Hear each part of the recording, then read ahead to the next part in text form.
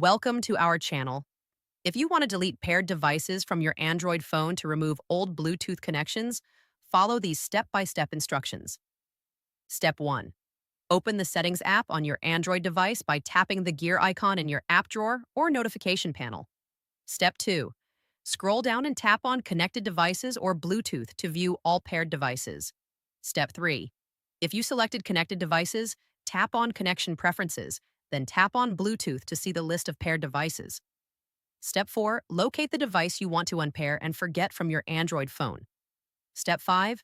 Tap the gear icon or settings icon next to the paired device name to access device settings. Step 6.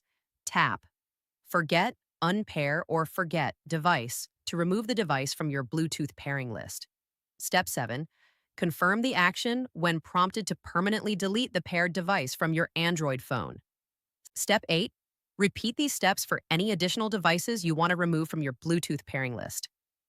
Step 9. Restart your Android device if needed to ensure all changes are applied. Don't forget to like this video and subscribe to our channel.